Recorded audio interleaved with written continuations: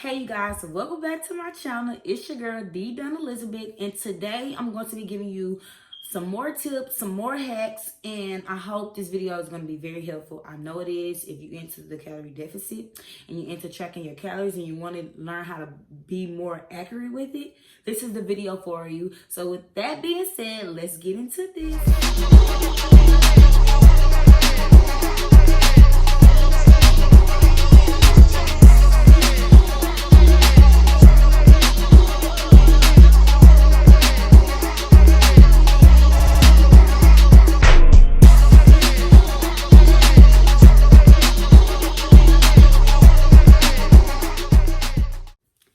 Okay, so today I'm going to be showing you guys what I'm going to be cooking. I literally started cooking right when I started my weight loss journey, so about 2 years ago. So a lot of things that I'm still learning. I still kind of like take the easy way out, and learning to track your food is the best, most accurate way to make sure you on track with keeping count of your calories.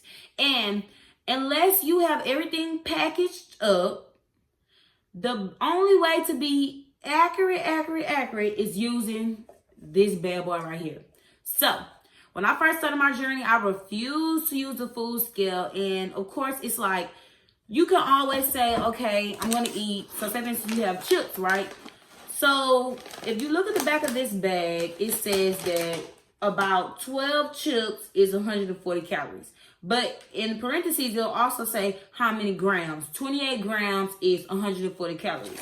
So all the chips are not going to be the same size. So with that being said, if you have over 28 grams of chips, then that's more calories. 1 tablespoon compared to 2 tablespoons of peanut butter is completely different calorie amount, and that's why this food scale will be the most accurate way, the best way to stay on top of what you're intaking. And so literally, I weigh all of my food. Unless it's something that in a container and I'm going to be eating the whole thing, I'm going to put everything on the food scale, okay? And so the app that I usually use to track, that I've been using since my journey started, is MyFitnessPal. And I have the premium membership.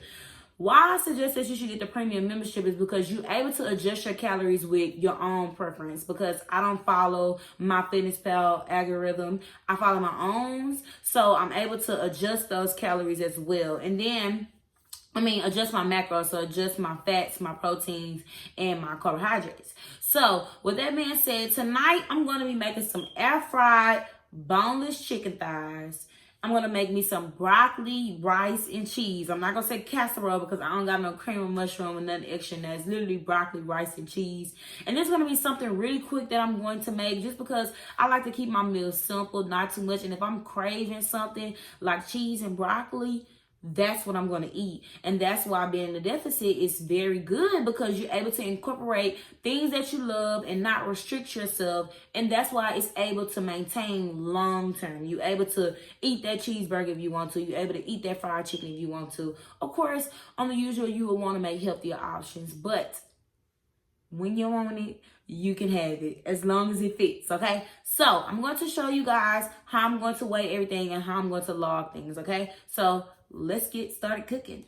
Okay, so first things first, I already seasoned my chicken, and I'm going to weigh this after it's cooked. So I'm going to put this in the air fryer on 400 for about 20 minutes, and then once I get ready to eat it, I will weigh it afterwards. Okay, so first things first, I put the bottom of it, fill it with foil, because I air fry a lot and I don't want to mess the outside of it. And then I'm going to spread with some cooking oil and then add the chicken inside of it. Okay, so now it's time to weigh my broccoli. Okay, so it's a couple things you could do here. MyFitnessPal has the feature where you can scan the barcode, which is what you see here. And then all you have to do is scan this barcode and then manually plug it in. So for 85 grams, you get 30 calories, all right? So I pretty much like to keep my measurements in ounces. I don't know, it's just an OCD thing. So I'm going to be doing between 5 ounces of broccoli, and I'm going to weigh it on my food scale. So I'm going to show you guys how I weigh that. Okay, so first step, you want to make sure your scale is canceled out. So mine be tripping a little bit, but long as it's on 0, that's how you know it canceled out. And so anytime you add things to it that you don't want to be measured, so say for instance I put this cup on top of it, then I'm going to put something inside the cup. I want to also cancel that out as well. So then I'm only measuring the food. So all you have to do is click the power button again to cancel it out. So let's take that off, and then it's going to go into the negative because you took the cup off, and then all you have to do is cancel it again. All right, so now we're going to add the broccoli on. I don't have too many hands, so 1 second. Okay, so now as you can see, I have it to where it's 5 ounces. Okay,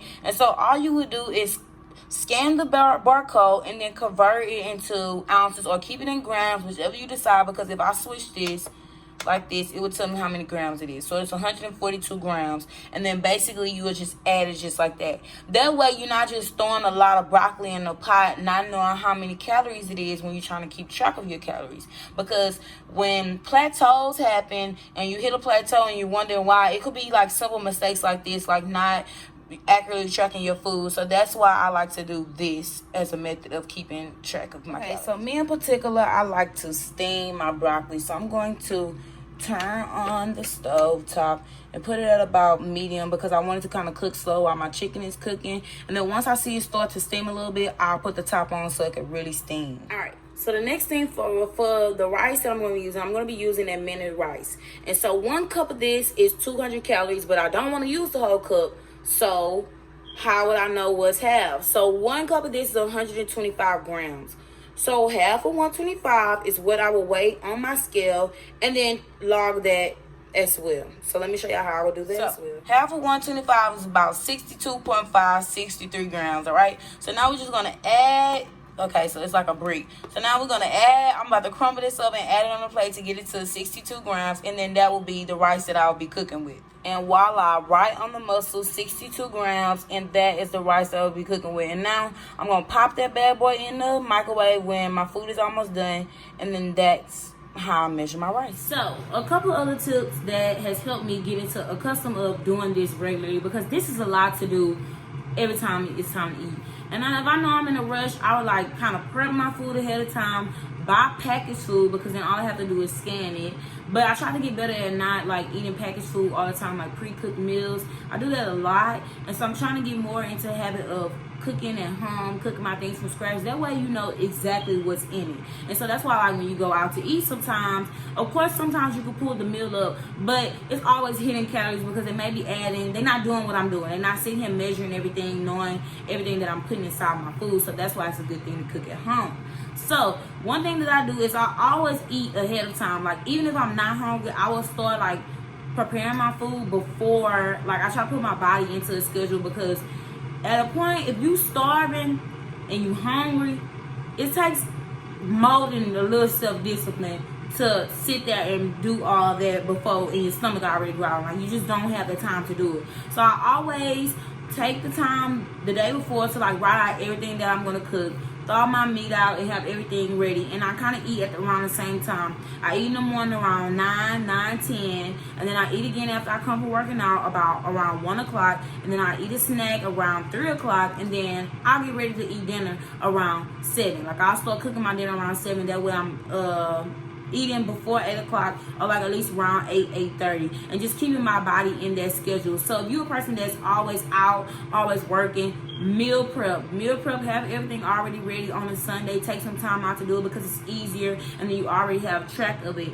That way you're not waiting until the last minute to figure out what you're going to eat, not measuring it, and then you probably could be going over your calories or under your calories. Like, your eyes can only measure so much. So that's why using that food scale has been very useful for me, keeping track of it. So now the only thing, the downside about it is, when it's times when you out and about and you eating stuff that you can't really measure, it kind of gets like a little, it makes me get a little anxiety, because I'm so used to being accustomed, like, dang, I can't measure it. But at the same time, we're human. You're not able to carry this food scale around, y'all. Like Cam, before I started my journey, this boy was walking around with this food scale, and I said I would never get like that. I ain't say I now got my food scale, but I ain't gonna never walk around with it in my purse. So just having that food scale is a way to be accurate, because you could be like, oh, I'm doing everything right, I'm tracking my food, but no, 5 chips weighs is less calories than 10 chips. avocado salsa, 2 tablespoons is way less than 4 tablespoons, and your eyes don't measure things accurately, and that's why using the food scale helps them, okay? All right, y'all, so my chicken is halfway through. I'm gonna stop the air fryer and flip them over and then get ready for the next round. I'm gonna put 10 minutes on there again and let them cook on the other side. Okay, so for the cheese that I'm gonna be using 2 different type of cheese. I'm gonna be using sliced American cheese, which is 50 calories. So all I have to do is just manually plug that in because it's prepackaged. That's always easy to have prepackaged food sometimes. All you gotta do is just log it in, scan the barcode of the package. I already have it in there. But I'm going to be doing some mozzarella cheese as well. And so usually what I do is, if I know that I want something like this extra cheese, I just kind of like mess with the numbers until I find a number that fit. So I'm going to be doing 0.7 ounces of this mozzarella cheese in my food. And I will also put that on the food scale, and we're going to see that right now. So same thing applies for the cheese. I'm going to just add the cheese in there till it gets to 0.7. per the use. And see, this cheese is literally thick as hell, so anything could easily make it 70. Boom. There we go.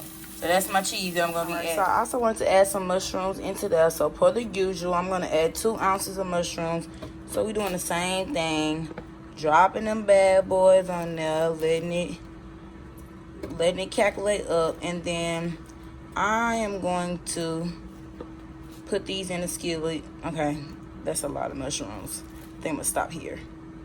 All right, that's good right there. All right, and so then all I do is adjust it to 1.73 ounces. And I'm gonna chop these up, put it in the skillet, and then we're gonna mix all this together. Okay, so I literally just added everything together: the rice, the mushrooms, and the broccoli, and I'm gonna let that marinate a little bit, and then we're just gonna add the cheese on top and mix it all together. So this is why I love using this air fryer, y'all, because the chicken come out super duper crispy. And these are boneless, skinless chicken breasts, so it give it a little crisp even when it ain't no skin. So this is a turnout, and then we're gonna weigh this chicken. Okay, so my goal is to do 8 ounces of this chicken thighs. So we're just gonna do the same thing, add it on there, and get it to 8 ounces, and then put it on the plate. Okay, so this is 8 ounces of chicken, and it's only 260 calories, y'all. That's why I love these boneless chicken thighs. And then plus you get 44 grams of protein in this serving. So this is the chicken, y'all. Grilled, air fried to perfection. And now we're about to put it all together and make it look pretty. All right, you guys. So here we have the finished product of this quick, homemade, nice meal. And yes, all weighed, all tracked accurately. So yes, this is the finished product. Okay, so I wanted to show you guys how the scan thing works for people who have like packaged foods and have troubles like, how do I log it? How do I pull it up? So what you do is you go to MyFitnessPal, and then I'm going to go to a blank. So all I'm going to do is click the blue add button, add food. And so then when you add food, it says scan meal or scan barcode, and I will click the scan the barcode. And so once I scan the barcode, it will automatically pull it up. Boom. And so then if you look at the serving size, you're able to adjust it to tablespoon, fluid ounces, milliliters, 1 milliliter cup, and then basically adjust it to the serving size that is shown on the scale. So that's what makes it easier to track it and to just manually log things in. Okay, so this is how everything looks once it's tracked. And I weighed everything and just logged everything in. So with that being said, I hope this video was helpful. I'm finna go dig in.